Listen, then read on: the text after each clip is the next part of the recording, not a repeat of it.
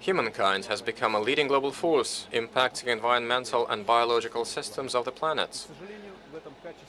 But with that, we have jeopardized not only our own health and prosperity, but also the very well-being of our planet.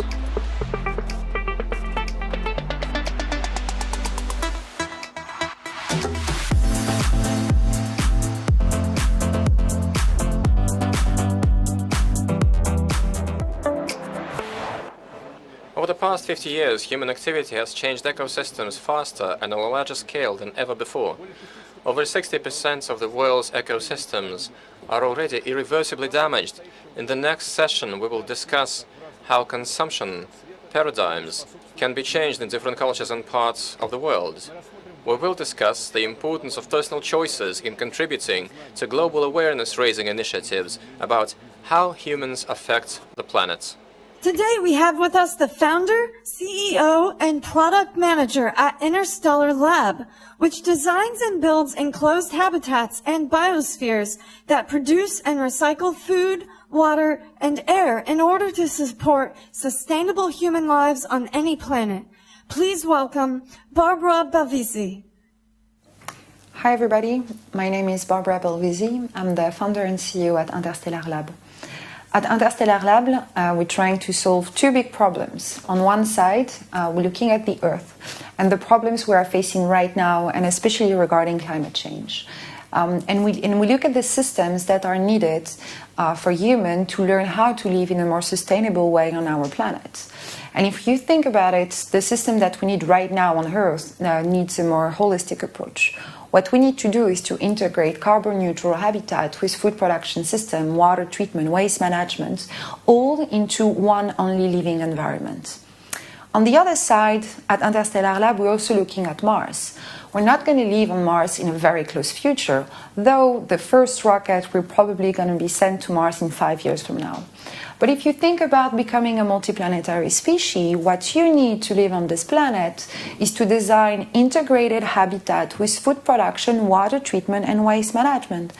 And if you think about it for 2 seconds, it sounds like the system that we will need in the future to live on Mars are very similar to the one that we need on Earth right now. So that's what we do. We use space technology back on our planet to design living environments for humans to live in a sustainable way. We developed eBios, experimental bioregenerative station. This station is designed as a closed ecological system, completely modular, environmentally controlled. It's allowing humans to live in a sustainable way, being on one side a framework for regenerative living on Earth, and on the other side a testbed for Mars settlement.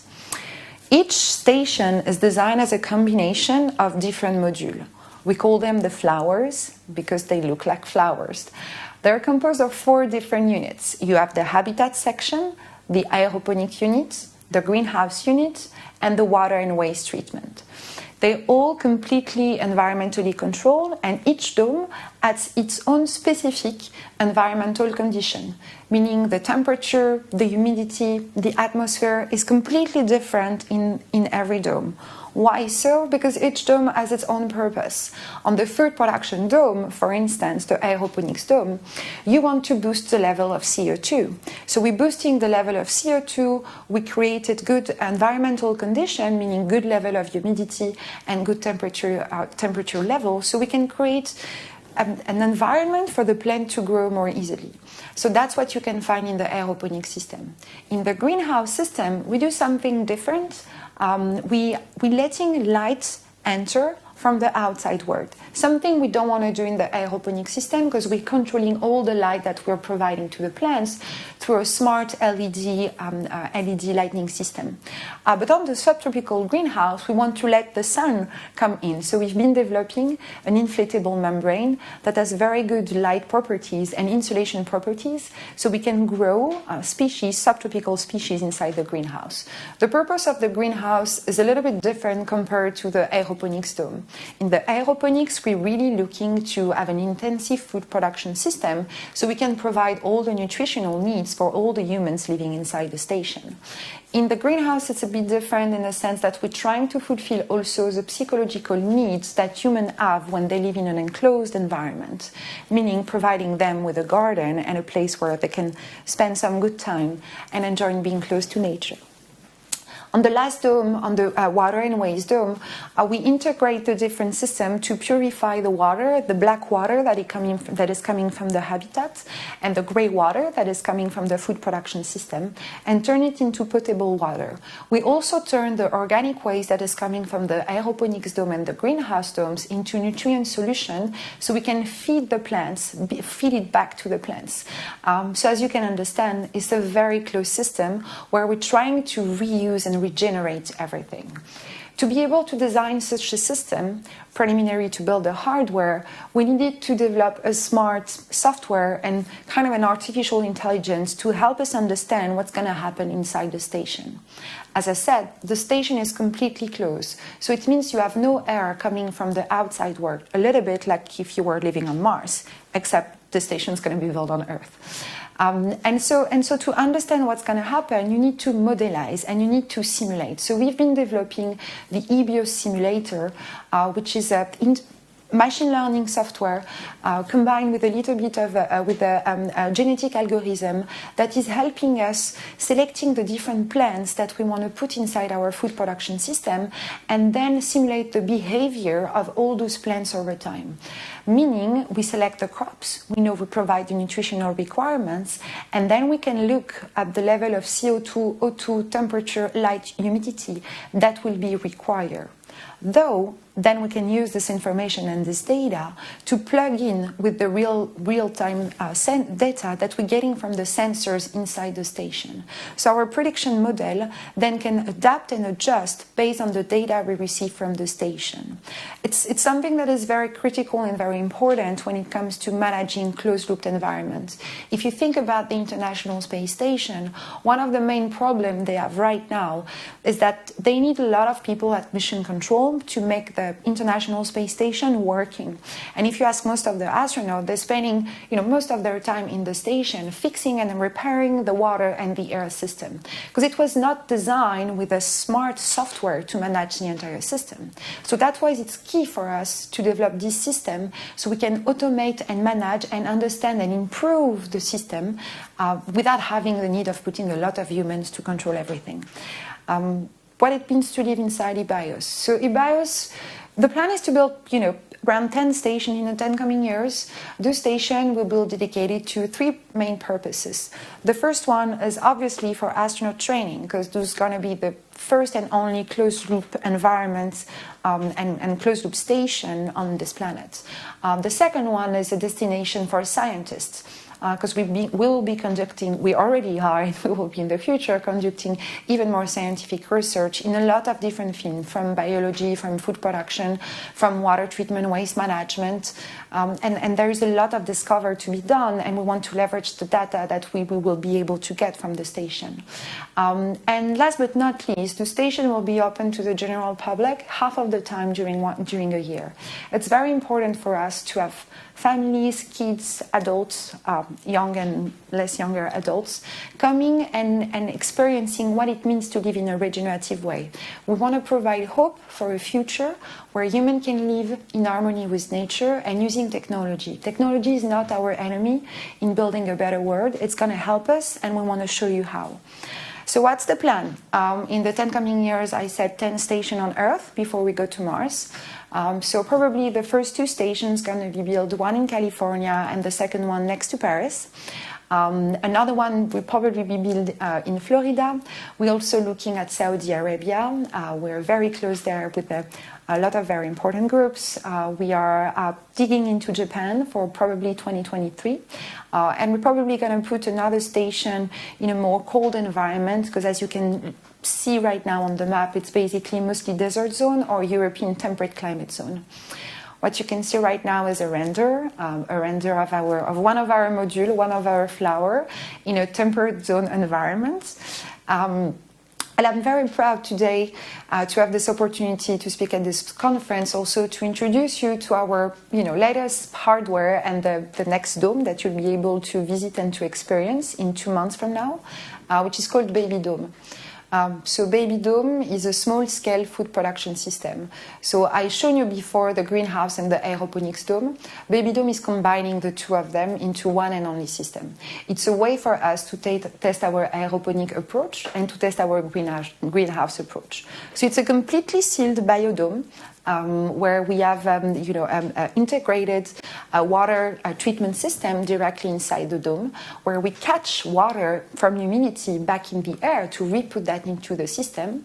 The way the Baby Dome is breathing is quite interesting. So Baby Dome is just taking air from the outside atmosphere, capturing the air inside the dome, and then when it needs more CO2, then we activate the CO2 scrubbers so we can suck CO2 out of the environmental atmosphere to boost the CO2 level so the plants can grow much faster.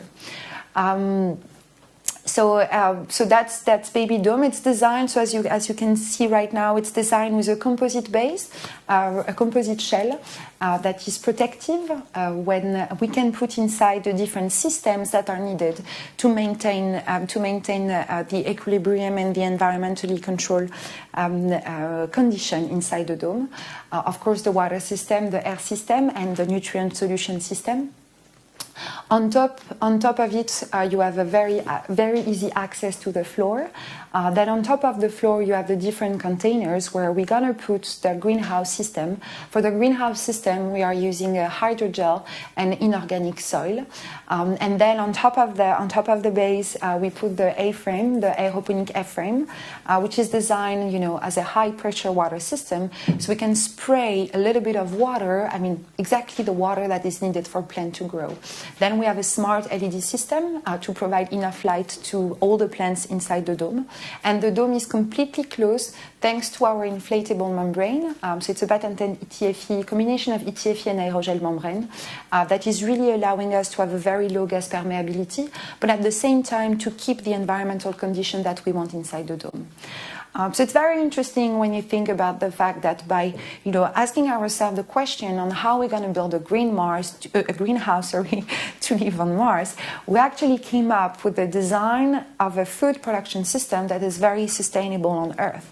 And if you think for 2 seconds about it, basically the Baby Dome is providing enough food to feed an entire family, fruits and vegetables to feed an entire family in Europe. Usually with traditional agriculture, you need 4,000 square meters to provide all this food. Baby Dome is only 40 square meters, meaning we reduce the used land and we can bring land back to the wilderness. It consumes 70% less water. It sucks CO2 and turns it into O2, and it's fostering biodiversity. Thanks to our genetic algorithm, we are able to select the crops and then to organize a different schedule, so you will not be eating all the same thing. So no need to have, an avocado flying. You can just grow it inside Baby Dome. Of course, we hope in the future that we're going to put the Baby Dome on Mars. Bringing life to another planet is something that we find very, very, very exciting. Though we don't see the point of doing it if we're not able to protect life that we have on Earth right now. So that's why we're doing both, using space exploration to help us design the system we need right now. Thank you very much for your time. If you want to join us and help us build a future for all life on Earth, on Mars and beyond, feel free to reach out. We asked Barbara to answer a few questions. For one, how can an ordinary individual make a real contribution to the world prosperity with daily action? How can you contribute to the world prosperity right now, at any level, with your daily actions? It's a good question. I think one thing that we've learned by designing the EBOs is that every action has an impact. And it's very hard to understand that when you live on a planet that is so big that when you do something, you don't see the direct impact. You don't see that because you're not recycling something, it's going to have an impact and it's going to, pile up And then at a certain point there is an issue finding a way to treat this waste. When you're a closed environment, it's very easy to understand and to notice completely closed environments. So how can we, every action counts. So just, living each day as it is, and trying to do your best, and trying to be the more responsible when it comes to where you're buying the food, how local is it grown, and try to use as less plastic as possible. Maybe that's the most basic thing that I can tell. And I also reducing the consumption of meats. I'm a meat eater, but trying to find a good source when you can provide yourself local source, and to reduce it will really impact and have a crazy impact on how we can slow down basically the consequences of climate change. What can you recommend to other organizations to make their work more sustainable? It has a global impact. So we need everybody to be aligned and allied in helping the transition to more sustainability on this planet. I think what the advice will be for other corporations and organizations will be to look at, okay, this is my business model, this is what we've been doing, and maybe trying to find the areas where there is room for improvement and when there is room for change. So how we can change our behavior, change our policy, so it can be more sustainable and more regenerative. I think it's a first good step is just to look at the state of art in any organization, and trying to find the areas where we can improve and just start there. What adjustments did 2020 make to your strategic plans, and what initiatives in the field of environmental protection have you focused on this year? 2020 has been a crazy year. Of course, like a lot of people, it changed the plan, but I'm always very flexible, and I always try to go with the flow in a way. So whatever the universe is giving you and trying to adapt to things. So it's been a hard year, but I think it's definitely helped us and the global world, like humanity, understand much more about who we are, and also bringing more consciousness about our behavior and how also we belong to each other. For us, change the plans.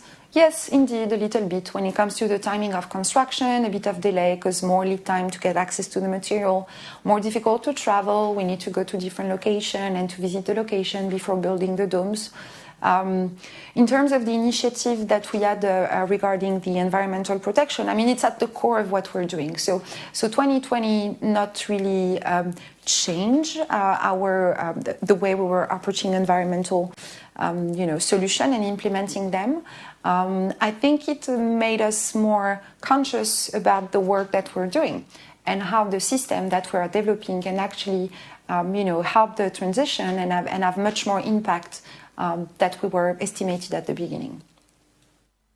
Our next speaker is an incredibly strong woman, Gambian activist and social entrepreneur, popularly called the Queen of Recycling. A pioneer of the One Plastic Bag movement, she trained women in the Gambia to recycle plastic waste into products which can be reused. We are proud to welcome Isatou Ceesay to the studio. Hello world, my name is Isatou Ceesay, born and raised in Jau, a small community within Central River Region, North, where I spend a lot of my time within the community, and I did my education within the community, spend a lot of my time, learn about the environment and the people that are living in there, the way they are taking care of the waste, and the cultural barriers that we have within the community, which I really learned a lot when I was very young. And I understand that when you're young, whatever you learn is a dictionary, is a kind of a storage that you can easily come out to analyze them when you are old. And I understand that one problem that we are facing or challenges is like the cultural barriers, which is really not listening to women at all, and also the kids. and also the way they are abusing the environment. They even have no idea about what the nature means to us. And then I was really living within this situation, and I was promising myself that this is something that I want to contribute on, to see how best I can share the experience that I have within my community. Because I believe that if you're going to start any organization or any movement, you have to learn from your community. If you make mistake, you will be able to rectify yourself easily. So what I really learned when I was very young is women are not being listened in. Women are not part of the decision-making environment, and also the kids. And they have no idea about the connection between the environment and our health. They have no idea about the connection between the environment and we as the human being. So I believe that it's my responsibility as a native of the environment or the native of the communities to contribute my quota. And I believe that this is the only thing that I can do, because I have more opportunity than them to have meeting with other people, have connection with other world that they did not. So the little experience that I have, I believe that it will be very useful if I go and share it with what they have. And I understand that plastic is a problem. It's very easy to get, but when you get it, what is the next step to do? Because when they finish with the plastic, the only thing that they do is to throw it. So when they throw it, what is going to happen next? I understand that they did not fully aware of the disaster that it can make, but I have little idea about it. So I want to share it with them. And I was really knowing that it's a big challenge for me to be stand as a woman and as a young girl in front of my community with the culture to want to share some ideas with them. I was really having that expectation, but I get ready for myself before I start talking to them. So what I did was I put the women together, and it was a big challenge to tell them that as a woman now, we can sit together as a group and see how best we can make a change to the situation that I see. And it is alarming. And if we leave it like this, the next generation, they will be really suffered. And I know that women are the easiest group that you can convince to make a change. And then we start moving with the system. We understand that plastic is a problem. When animals eat plastic, they will die. And that is where we have our banking as the community, as the rural areas. And also when women are cooking during the rainy season, it will be very difficult for them to light their fires. What they normally do is they use plastic to light fires. And when they start burning it, the smoke can give them a very big problem that within their health, which will be very difficult to sort out. It will be very difficult to sort out, and then I come with some of my strategies because I understand our culture. I understand the women that I'm living with for a long time. And I said what we should do now to see how best we can connect it. The problems that we are facing or the challenges that we are facing as women and the communities and the young ones. So how can we connect them? I feel like the best initiative that I can do is put the women together and educate them. And that is what I did. I educate them about the losses that we have within our animals when they eat plastic. And also I send it back to the kids that they carry when they are cooking and themselves, the type of disease that they can get heart attack, they can get any other diseases when they burn plastic, and it can affect the whole environment. They learn about it. And then at the end of the day, there we are thinking about what is the best solution that we can do as a team. Then I come up with an idea of recycling them, turn them into purses, shoes, and different products. And the women, they start engaging into that. I train them how to turn plastic into products. After training them that, then it leads me to help them to start their own businesses. And as long as they are generating income out of the waste that they are collecting, they will really have interest or energy to put themselves into that environment. I said, yes, this is a good take. And then if we want to push from that level to another level, because we are still taking a journey to see how best we can save the environment and make sure that the planet is well protected. So from there, we start learning about collecting waste and then turn them into composting. And then we start learning how to plant trees and how to take care of trees. And they learn the importance of trees. Because if you look at where we're living within the rural, sometimes during the dry season, we have a lot of wind coming to us. And then what I train them is, when we don't have any trees around us, when all this dust is coming directly to us, and it can make us sick. But when we have trees around us, when the dust is coming, The trees is going to filter the dust, and then we're going to breathe a very healthy air. Breathing a healthy air will going to lead us to good health. And we believe that the movement that we take is not only for women, it's for the community. And the community involved the school-going age. So we feel like when we talk about sustainability, we cannot do anything in the absence of the young ones. So we start with the school that we have in my community and share with them with the practice that we have or the model that we have, so that the kids, they will have the same level of education with the women. And when the kids are from school, when they come home, they will have a better dialogue with their parents. And then we feel like it's not only the women who are staying in the compounds, they're living with their husbands. And then when we talk about gender balance, when they had it in a wrong way. So we come as women to make sure that people understand it better. Gender balance doesn't mean energy, it means technique. What can you do as a woman, and what can I do as a man? We put those ideas together to have a better life. So this is what our movement is trying to sensitize. Make sure that people who are connected, they have the same vision, they have the same idea to be able to share experience and build their life and the next generation better. So in doing that, we understand that we are getting old and we have a very good model and good ideas. So if we want sustainability, we have to make sure that we involve the young ones, so that at the end of the day, when we get old or we retire from what we are doing, they will not start from scratch. They will continue from where we stop.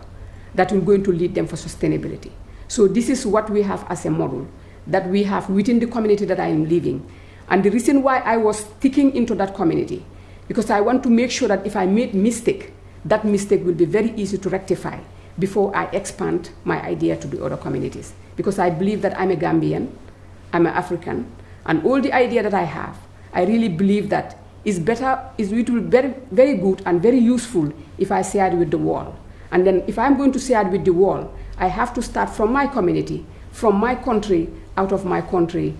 It will take me to the larger environment wherever the information can stop.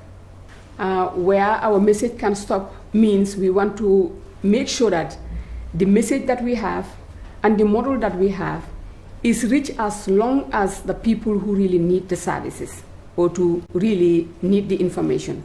So that really motivated me to feel like working with my community for some years, and I see how it has improved their life from being together, from being connected, from being learning together, helping each other, accepting each other the way you look like and the way God created you. I think right now I believe that now is the right time for me to expand, because I'm not born for only my community, I'm born for the world. So that is the time I start thinking about what can I do next to be able to serve people who don't know me, people who never met me, who even don't know where I come from. How can I serve them? How can I serve those people? Then I'm thinking about expanding to become as a community-based organization. That is what we call CVO. Then I set up my CVO and then feel more comfortable that whoever and wherever you are, as long as I can reach you in any way, you can learn from me and I can learn from you. Because I believe that in any development, you can only do it when you have good connection. You need to be connected with people who have the common goal, the same common goal with you. So I believe that as long as I am now set up my CBO, I can easily serve as much as I can. And it makes me so comfortable because I know that wherever I go, whoever I meet, being a woman, whatever problem or challenges a woman is facing in the Gambia, a woman in Sierra Leone or any other country within the world are facing either the same or similar. So I feel like the model that I use, I can easily share with anybody or any woman that I met or young person to be able to learn from you too. Because I believe that I cannot know everything. The only thing that I know is what I'm born with. So if I want to know something different, I have to be connected. And that connection drives me through Women Initiative Gambia, which is the organization that I set up myself. And then what we do is we do environmental awareness campaign. We do environmental protection, waste management, leading to income generation. We do agricultural activity with women and youths. We do agroforestry activity with women and youths. And we do nutritional training, we do skill training and entrepreneurship training. These are the activities that we are really running throughout the country. And we are working with 71 communities across the country. Because of we are too small and young, this is what we want to start with, because I believe in starting small and grow big. So based on the activities that we are doing, we want to make sure that women are really empowered. And youths are part of the decision-making processes, because at the end of the day, that will going to drive us to sustainable development. If we want to see that the activity or the program or the organization that we are running is run for sustainability, we have to make sure that it will be a global network whereby people can learn from each other, because we cannot develop if we are not aware, if we are not connected. We can only develop if we are connected and we respect each other's view. If we do that, there is nothing that can stop us to move forward. And the reason why I am really interested moving towards with this project is I want to give sample to the next generation, because what we learn from our culture is women have to be at home and listen and say yes. Kids have to stay until they grown up. They will be part of the decision making, which really delay us, especially in Africa. So I believe that we have to empower the youths. And I always want to say to the youths, this is a message that I have for the youths, let them believe their dreams, because that is going to drive them. When you have a dream, don't joke with your dream. Make sure that you make good use of it and follow it and have your expectation. If you do that, there is nothing that can stop you to move forward. Turundaev is the CEO of Rusat. He is a man who believes in the power of technology and its ability to restore the health of the planet.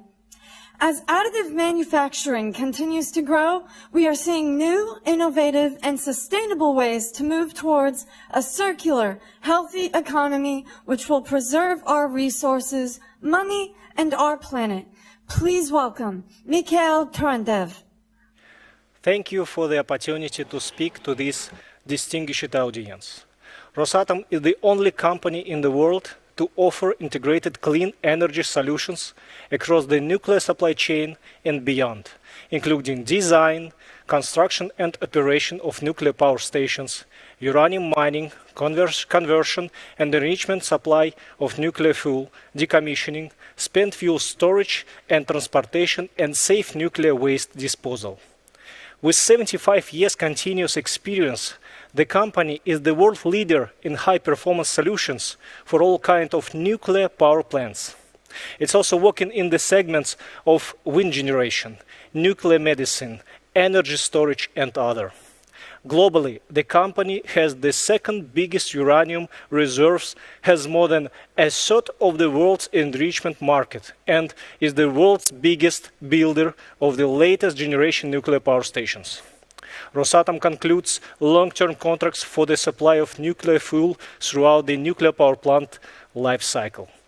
As a responsible company committed to sustainable use of resources, Rosatom is developing recycling technologies which enable it to reuse valuable material in the nuclear fuel cycle. Rosatom has references for the application of these technologies in Russia and offers them to its foreign partners. Undoubtedly, innovations are at the heart of Rosatom's development, which are focused on sharpening our competitive edge through new technologies. Our primary focus is the development of additive technologies. Additive manufacturing has been rapidly developing over the last decade. It shows great potential in reducing the need for energy and resource-intensive manufacturing process, which in turn reduce the amount of material required in the supply chain and enables more environmentally benign practices. In order for a product of material to be truly described as sustainable, it must be environmentally, economically, and socially sustainable. While some plastics can be recycled once or twice, others are hard to recycle for technical and economic reasons. Plastic goods are useful because they are durable, but this becomes a disadvantage when items are discarded. The natural process that degrades many paper, cardboard, and wood products in a few months don't affect plastic materials as much. In landfills, plastics accumulate, creating a volume of refuse that never seems to go away. In nature, plastics bits and pieces become unsightly nuisance and hazard to animals. Diverting discarded plastics from the refuse stream and turning them into new goods keeps these persistent materials out of landfills and the natural environment. Only 10% of the plastic produced is sent for recycling. The remaining 90% penetrate everywhere, from the depths of the ocean to the upper atmosphere. Recycling plays an important role in the transition to a plastic-free economy. 3D printing seems like a far more environmentally friendly manufacturing technique than typical subtractive methods. Rather than sculpting from one block or raw material producing offcuts and waste, 3D printers use only the amount of materials they need by building objects layer by layer. The number of 3D printed products is constantly growing. Moreover, the life cycle of such products is rather short, because such products are mainly used as models and prototypes, and their further use is not possible. Thus, the recycling of these products is essential in order to save polymer raw materials and materials.